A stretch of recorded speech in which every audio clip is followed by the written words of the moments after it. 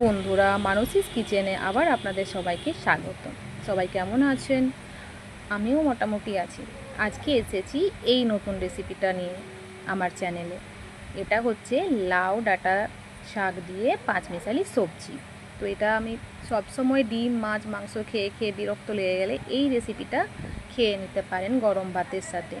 তার জন্য আমি এখানে নিয়েছি লাউ ডাঁটা, শাক, বেগুন, পটল, গাজর, টমেটো, একটু পেঁয়াজ কুচি, এগুলো সব ধুয়ে রেখেছি।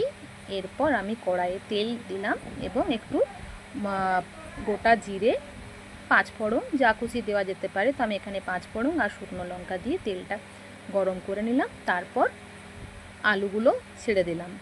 আলুগুলো একটু ভাজা ভাজা হতে দেব কড়াইয়ে। তারপর পেঁয়াজ কুচি দিয়ে দেবো। পেঁয়াজ কুচিগুলো একটু একটু করে নাড়তে নাড়তে হালকা ভাজা ভাজা করব কড়াইয়ের মধ্যে। তার মধ্যে লঙ্কা কুচিও দেওয়া যেতে পারে।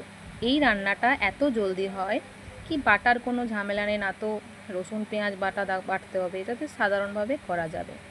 এরপর আমি ভাজাটাকে একটু নেড়ে দিচ্ছি হালকা হাতে, একটু ভাজা ভাজা হবে। তারপর আস্তে আস্তে সব সবজিগুলো এক এক করে আমি দেব। প্রথমে দিয়ে দিলাম গাজর। বেশি গাজর দেবার দরকার নেই, অর্ধেকটা গাজর দিলেও হবে। বেশি পরিমাণে করতে হলে একটা গোটা গাজর দিলেও চলবে। যত সবজি দেওয়া যাবে এতে তত খেতে খুব ভালো হবে। গাজরটা দিয়ে নিয়ে আমি গাজরটাকে ভাজতে থাকবো। এরপর টমেটো কুচিটাকে দিয়ে দেবো।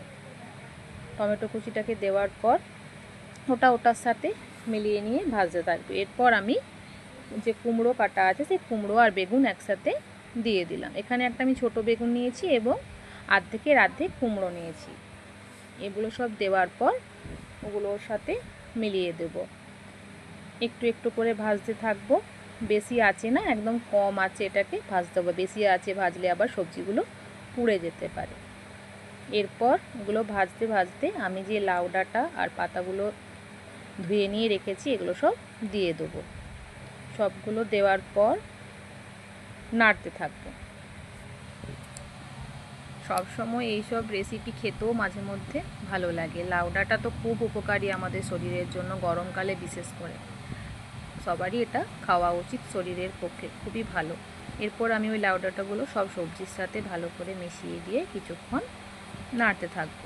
2-3 মিনিটের মতো ভালোভাবে নেড়ে দেবো। এটাতে কিন্তু এখন আমি কোনো মশলা অ্যাড করিনি, এটা শুধুই আমি ভাজা ভাজা করছি। দেখুন ভাজতে ভাজতে কতটা শাক পাত থেকে জলটা বেরিয়েছে, তার জন্য শাকটা একটু কমে গেছে। এরপর আমি আস্তে আস্তে সব মশলাগুলো অ্যাড করব।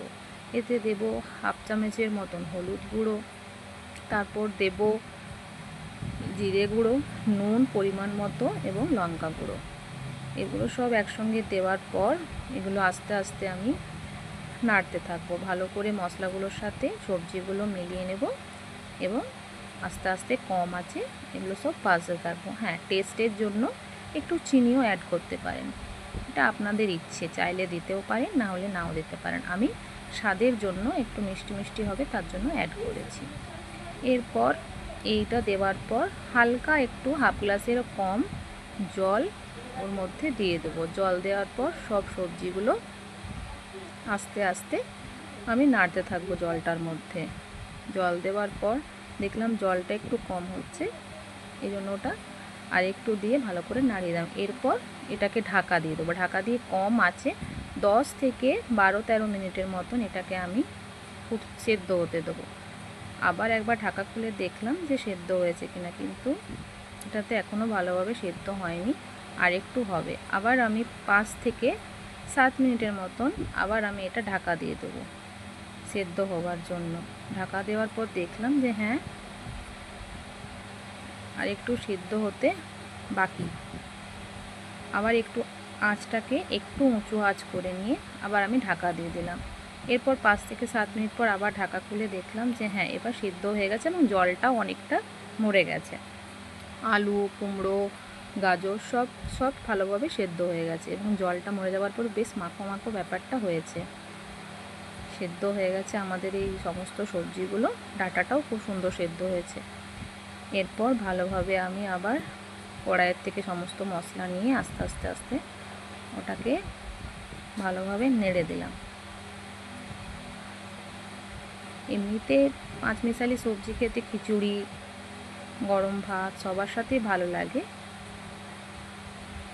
একটু ভালো করে মাখো মাখো বানালে আরও বেশি ভালো লাগে খেতে। ভালোভাবে আমি নাড়িয়ে নিচ্ছি যাতে কোনো অংশ বাদ না যায়। এরপর ওটাকে আমি ভালোভাবে আস্তে আস্তে, হ্যাঁ দেখলাম পুরো মাখো মাখো হয়ে গেছে।